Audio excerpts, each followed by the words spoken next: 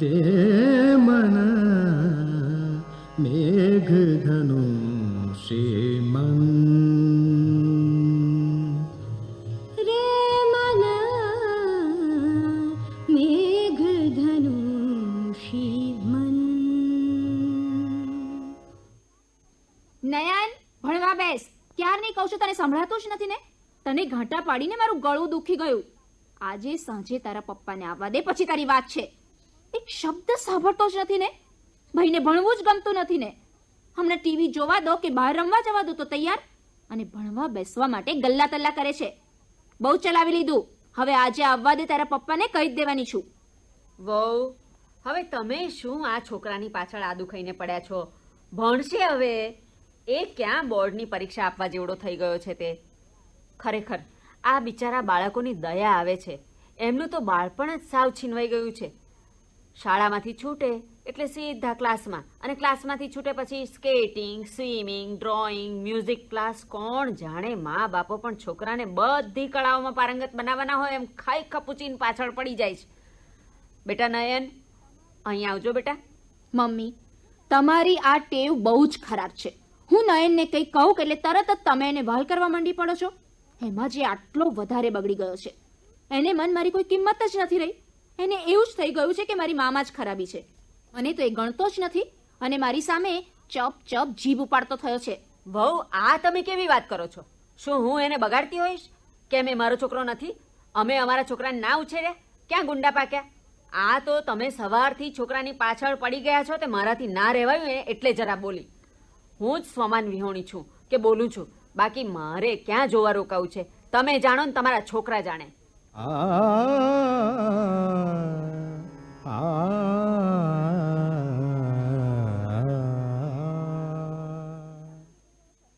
ચાલ હવે, મારી સામું શું જોઈ રહ્યો છે? લખવા માંડ. અને જો વ્યવસ્થિત ના લખ્યું ને તો બધું ફરી લખાવીશ. મને ગુસ્સો આવે ને તો પેલા બધું પૂરું કર. બાપરે બાપ, મને આ છોકરાનું ટેન્શન થઈ ગયું છે. શું કરશે? પત્યું કે નહીં? તારા કરતા તરુણ કેટલો નાનો છે, પણ એનું કામ જો કેટલું ચોક્કસ. અને તું 11 વર્ષનો ઢાંઢો થયો તોય મારે તો લોહી ઉકાળા જ ચાલુ રહે. તરુ, બાણું ખોલતો. જો પપ્પા આવ્યા લાગે છે. હાશ, કોકે સાચું કહ્યું છે, દુનિયાનો છેડો ઘર. બેવકૂફ, સરખું લાગ. તારું ધ્યાન ક્યાં છે? સાંભળો છો? હવે મારાથી આને નહીં ભણાવાય. આ છોકરો મને ચેનથી જીવવા જ નહીં દે. આવતા વર્ષથી હું એને હોસ્ટેલમાં જ નાખી આવવાની છું. બધું માથે પડશે ને એટલે સીધો દોર થઈ જશે. દાદા દાદીએ બહુ ફટવ્યો છે, અને માં તો ગમતી જ નથી. રહેજે માં વગર એટલે ખબર પડે. અરે શું કરવા આટલી ઘાટાઘાટ કરે છે? ભણશે. તને કે મને કોઈ દિવસ મા બાપ આ રીતે ભણાવવા બેઠા હતા? શું આપણે ના ભણ્યા? ઉચ્ચ ડિગ્રીઓ પ્રાપ્ત ન કરી? શું કામ આ ઘાટાઘાટ કરી મૂકે છે? કામ પર ક્લાયન્ટોની ટકટક અને ઘરમાં તારી ઘાટાઘાટ. સાલું ક્યાંય શાંતિ નહીં. હિમાલય ભેગા થઈ જવું જોઈએ. શું બોલ્યા? હિમાલય જવું છે? હિમાલય જવું તું તો પરણ્યા શું કામ?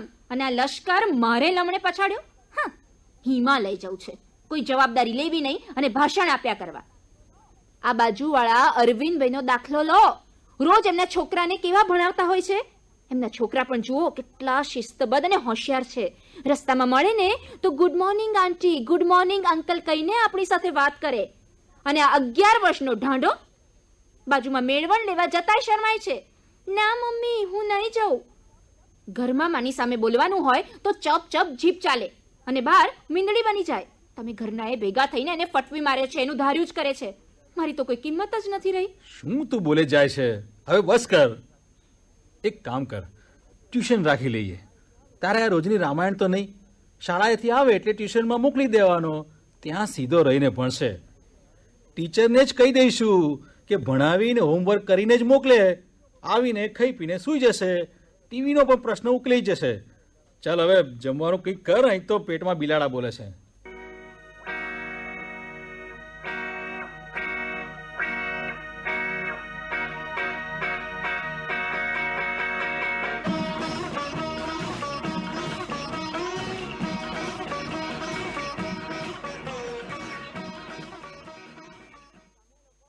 સ્નેહલ, આ તમે લોકો આ છોકરાને બિચારાને અધમુઓ કરી નાખશો. આખો દિવસ શાળામાં ટીચાય અને પછી પાછું ટ્યુશનમાં. રાત્રે તો તેના હોશ કોશ જ નથી રહેતા. બિચારો રમતો કૂદતો બાળક. મારો તો જીવ બળી જાય છે. માં, ભણવું તો પડે જ ને. તું આમ કેમ બોલે છે? તે હું ક્યાં કહું છું કે અભણ રાખવો જોઈએ, પણ જરા કુમળા બાળકનો તો વિચાર કરો. એના પર આટલું બધું ભારણ કેમ? આ તમે ના ભણ્યા? અમે તો કંઈ ટ્યુશન કરાવ્યા નહોતા. માં, તમારો જમાનો જુદો હતો, અમારો જુદો છે. આ તમારા છોકરા છે, અમારે ક્યાં જોવા રોકાવું છે? પણ શિક્ષણની સાથે છોકરાને સારા સંસ્કાર આપવા જોઈએ કે નહીં? તમારે બા દાદા પાસે જવાનું નહીં, એમનું સાંભળવાનું નહીં, એવું તો કંઈ શીખવાડાય? હે? એવું કોણ શીખવાડે છે? કોણે શીખવાડ્યું તે પૂછને તારી વહુને. આટલા કુમળા બાળકોના મન પર શું અસર પડે? અને અમારે ક્યાં પારકા છોકરા છે? અમે એવું તો શું એમને શીખવાડી દીધું કે તેમને અમારાથી દૂર કરવાના? તારા પપ્પાને તો આ બધી બાબતોની બહુ અસર થાય છે ને, એટલે એ તો માથાકૂટ જ કરતા નથી.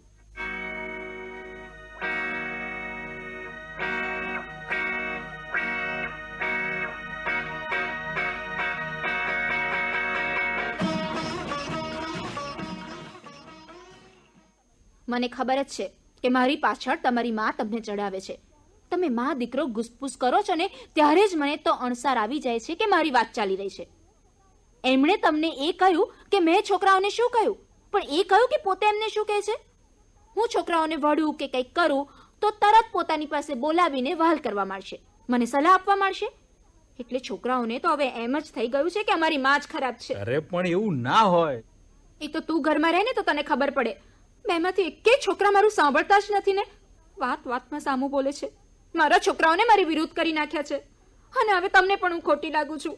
હું જ ખરાબ છું ને. મને પત્ની બનતા પણ ન આવડ્યું અને મા બનતા પણ. વહુ બનતા તો ક્યારે આવડ્યું જ નહોતું ને.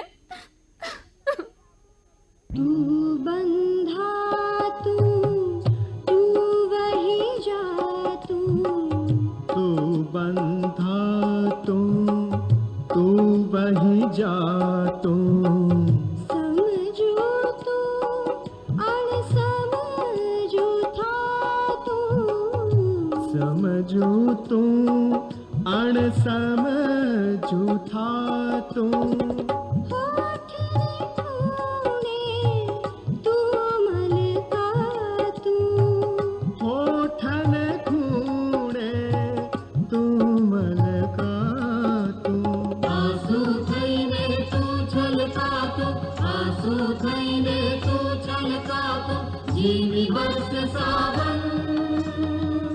रे मन मेघधनुषी मन रे मन मेघधनुषी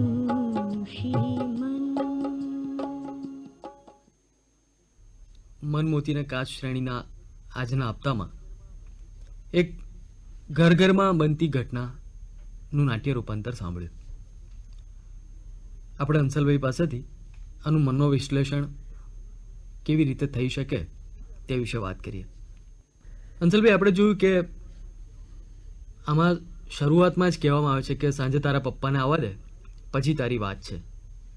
આ એક ઘર ઘરમાં વપરાતું અને દરરોજ વપરાતું વાક્ય છે.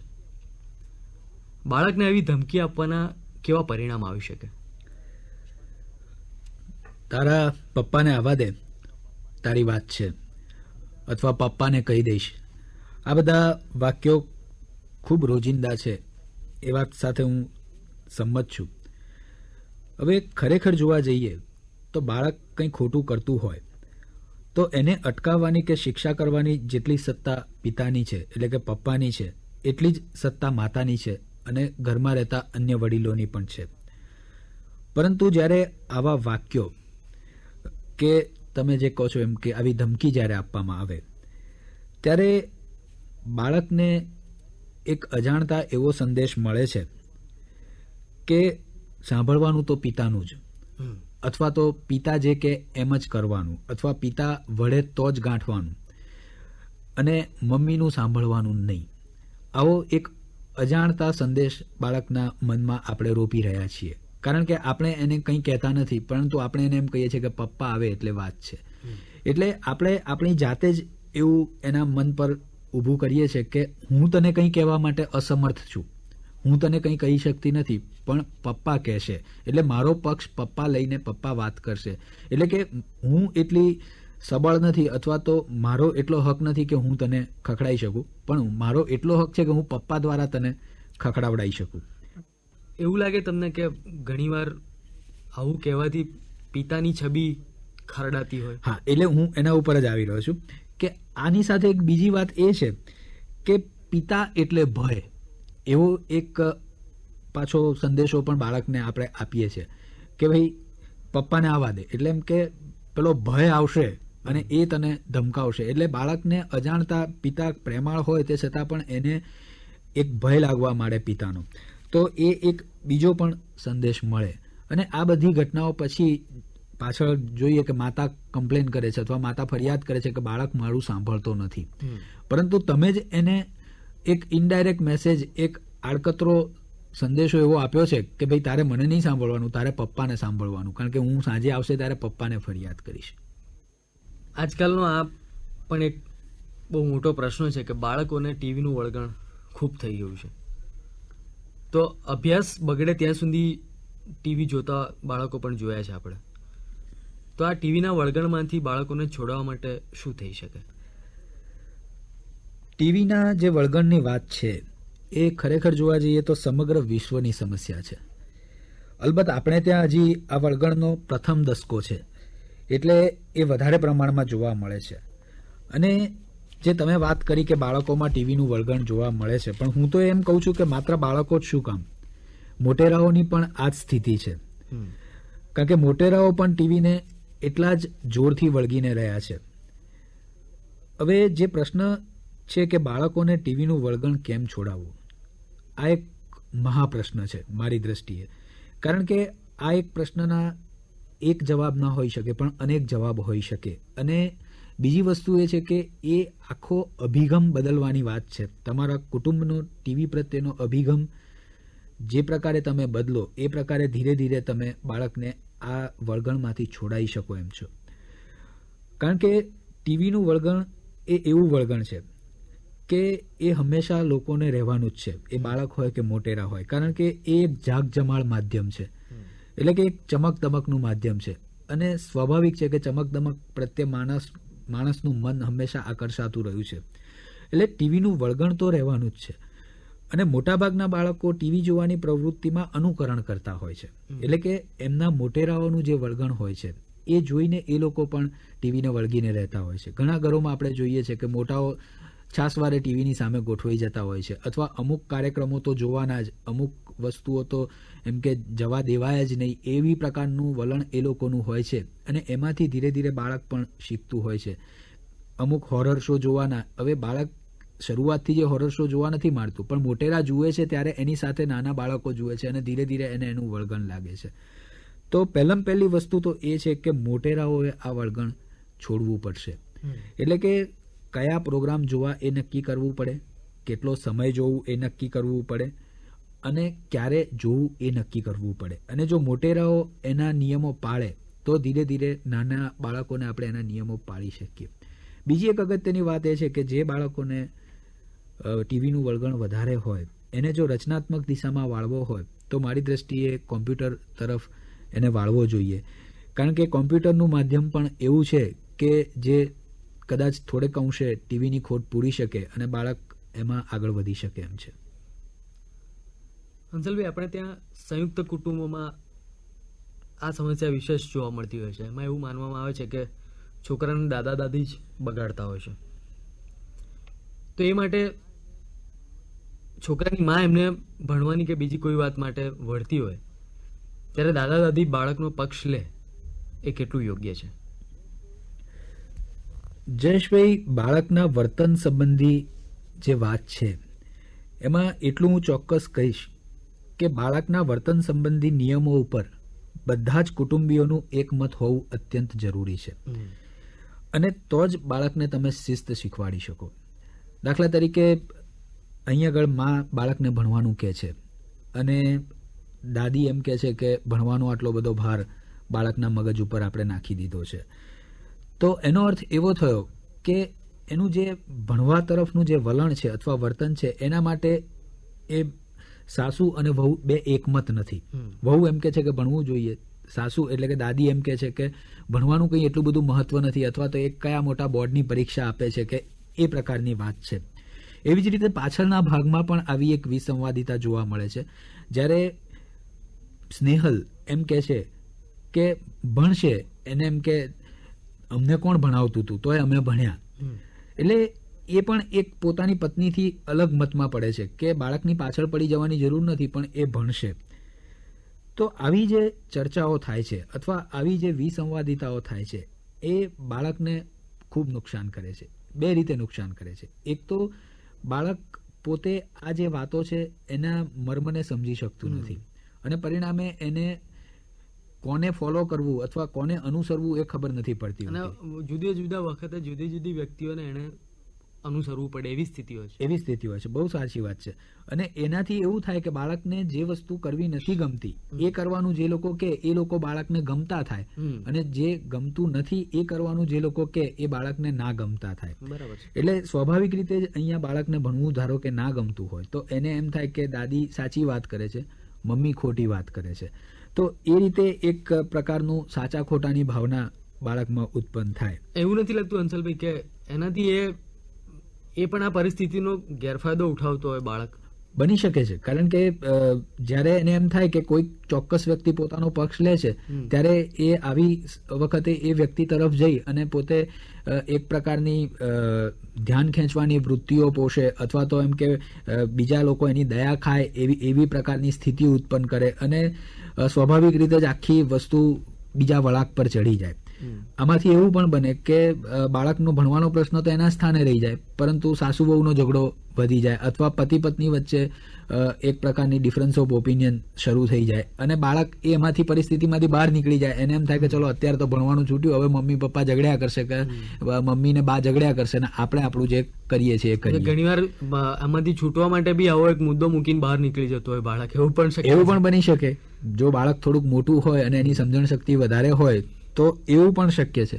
અને જે પાછળ એમ કે સાસુ એમ કે છે કે હાય હું કઈ બાળકોને બગાડતી રહીશ, એ જે વાત છે એમાં સ્મિતાબેને ખરેખર આ સમસ્યાની ચર્ચા બાળકના દેખતા પહેલા તો ના કરવી જોઈએ. કારણ કે બાળકના દેખતા તમે જ્યારે આ ચર્ચાઓ કરો છો ત્યારે તમે કહો છો એ પ્રમાણે બાળક એનો લાભ ઉઠાવતું થઈ જાય છે. અને બીજી વસ્તુ કે તમે એને બગાડો છો એવું પ્રકારનું સીધું જ એમ કે એની ઉપર દોષારોપણ કરવા કરતા બંને જણ શાંતિથી બેસી અને ચર્ચા કરી શકે કે ભાઈ હું જ્યારે આવી વાત કરતી હું બાળકને ત્યારે તમે આવું કહો તો એના શું એમ કે અસરો થાય, અને એ અસરો રોકવા માટે પણ તમારે એના બાળકના દેખતા આવું ના કરવું જોઈએ અથવા બાળકના દેખતા એવું ના કહેવું જોઈએ કે મને આ બિચારા બાળકોની દયા આવે છે કે એમનું બાળપણ છીનવાઈ ગયું છે. જે બાળકોનું બાળપણ છીનવાઈ ગયું છે એ લોકોને પોતાને તો ખબર જ નથી કે બાળપણ છીનવાઈ ગયું છે, પણ મોટેરાઓ જ બાળપણ છીનવાઈ ગયું એવી મોટી મોટી વાતો કરીને બાળકના મનમાં એક એવો અહેસાસ ઉત્પન્ન કરે છે કે પોતાનું કંઈક છીનવાઈ ગયું છે અને એ એક પ્રકારનો અજંપો બાળકોમાં લાવી દે છે. તો આવી બધી ચર્ચાઓ બાળકોના દેખતા ના થાય તે વધારે યોગ્ય છે. બાપ રે, મને આ છોકરાનું ટેન્શન થઈ ગયું છે. અંશલભાઈ, ઘણી માતાઓને આવું બોલતી સાંભળીએ છીએ આપણે, બરાબર છે? આવા વાક્યો કેટલી માતાઓ ગંભીરતાથી બોલતી હશે? આ ખૂબ સાચી વાત છે, કારણ કે આવું વારંવાર સાંભળવા મળે છે કે મને મારા આ બાળકનું બહુ ટેન્શન છે અથવા એ મોટો થઈને શું કરશે એની મને ચિંતા છે.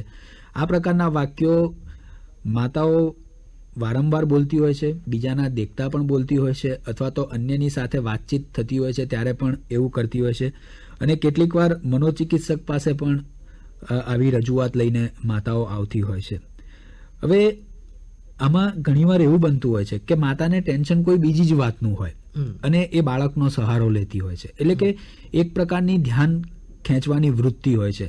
દાખલા તરીકે માતાના પોતાના અંગત પ્રશ્નો હોય અને એ એના લીધે અજંપામાં રહેતી હોય અથવા એને લીધે ચિંતામાં રહેતી હોય અને બાળકના ભણતરને લઈને પણ કદાચ થોડીક ચિંતામાં રહેતી હોય, પરંતુ એ ખુલીને એમ નથી કહી શકતી કે હું મારા પ્રશ્નોને લીધે તણાવમાં છું અથવા ટેન્શનમાં છું. એટલે એ બાળકનો સહારો લે છે કે ભાઈ આ બાળકનું મને ખૂબ ટેન્શન છે. આ વાત હું એટલા માટે જયેશભાઈ કરું છું કે એક મનોચિકિત્સક તરીકે મારી પાસે ઘણી માતાઓ એના બાળકના પ્રશ્નને લઈને આવે છે, પરંતુ અડધો પોણો કલાકની ચર્ચા પછી એનું તારણ એવું નીકળે છે કે ખરેખર બાળક તો એક માધ્યમ છે, ખરેખર પ્રશ્ન એ માતાને પોતાને છે કે એની પોતાની ચિંતાઓ છે, અને એ ધીરે ધીરે બાળકની વાતમાંથી વાત કરતા કરતા પોતાની ચિંતાઓ ઉપર આવે છે, અને છેલ્લે એવું બને છે કે બાળકની સારવાર કરવાને બદલે એ પોતાની સારવાર કરાવવા માટે તૈયાર થઈ જાય છે. તો આ એક ધ્યાન ખેંચવાની વૃત્તિ છે. કેટલીક વ્યક્તિમાં આ વાત સાચી પણ હશે કે એને પોતાના બાળકની ચિંતા પણ થતી હશે, પરંતુ જ્યારે બાળકના દેખતા વારંવાર આવી રજૂઆત કરવામાં આવે કે મને તારું ટેન્શન છે, મને તારું ટેન્શન છે, એટલે બાળકને એક એવી ભાવના જાગે છે કે મારામાં કંઈક એવો પ્રશ્ન છે અથવા મારામાં કંઈક એવો પ્રોબ્લેમ છે કે જેને લીધે મારી માતા ચિંતિત રહે છે, અને એને કારણે પણ બાળકમાં આત્મવિશ્વાસની ઉણપ અથવા બાળકની અંદર લઘુતા ગ્રંથિ આવવાની શક્યતાઓ રહે છે. તો આમાં બે પ્રકારની વસ્તુઓ શક્ય છે. હવે એવું પણ ઘણા ઘરોમાં જોયું છે કે બે બાળકો હોય તેમની વચ્ચે જાણે કે અજાણે સરખામણી કરવામાં આવતી હોય છે. આવી સરખામણી કેટલા અંશે યોગ્ય છે, અને બાળકોના માનસ પર આવી સરખામણીની કેવી અસર થતી હોય? સામાન્ય રીતે તો આવી સરખામણી એક પણ અંશે યોગ્ય ના કહેવાય, કારણ કે દરેક બાળક, ભલે એ પોતે સગા ભાઈઓ હોય, સગી બહેનો હોય અથવા સગા ભાઈ બહેન હોય, એ સ્વભાવની રીતે અલગ અલગ છે. જરૂરી નથી કે દરેક બાળક અથવા દરેક ભાઈ બહેનનો સ્વભાવ એકબીજાને અનુકૂળ આવે જ. કેટલાક વખત એવું બનતું હોય છે કે બંને ભાઈઓનો સ્વભાવ સરખો હોય, પણ મહદઅંશે એવું બનતું હોય છે કે બંને બાળકો સ્વભાવની દ્રષ્ટિએ અલગ અલગ હોય છે, એટલે કે ટેમ્પરામેન્ટલી અલગ અલગ હોય છે. હવે જ્યારે તમે એ બંને બાળકોને કમ્પેર કરો છો અથવા સરખામણી કરો છો, ત્યારે ખરેખર જોવા જઈએ તો બંનેને અન્યાય થાય છે, કારણ કે જ્યારે સરખામણીમાં તમે જેનો પક્ષ લો છો, એ જેનો પક્ષ લેવાયો છે એ બાળક વધારે પડતું લાડ કરવા માંડે છે તમને, અને જેનો તમે પક્ષ નથી લેતા અથવા જેને તમે શિખામણ આપો છો કે તમે જુઓ આમાં, દાખલા તરીકે સ્મિતાબેન શિખામણ આપે છે કે તરુણને જો એ કેટલું એનું ચોક્કસ કામ છે, તો આમાં એવું થાય છે કે મોટા બાળકને એવો જાણે અજાણે સંદેશો મળે છે કે મારી માતા મારા કરતાં તરુણને વધારે વહાલ કરે છે અથવા એ તરુણને વધારે ચાહે છે. તો એને એમ થાય છે કે હું મારી માતાનું ધ્યાન ખેંચવા માટે મારે શું કરવું જોઈએ? તો એ માતાનું ધ્યાન ખેંચવા માટે એનામાં જુદી જુદી પ્રવૃત્તિઓ વિકસાવે છે. દાખલા તરીકે એને એમ થાય કે ભણતરને માતા વધારે મહત્વ આપે છે, તો એ ભણવામાં વધારે ને વધારે ભૂલો કરશે, જેથી માતા એને ભણાવવા પાછળ વધારે ને વધારે સમય ગાળશે અને પરિણામે તરુણને ઓછો સમય આપશે, અને એ રીતે એની વૃત્તિ પોષાશે.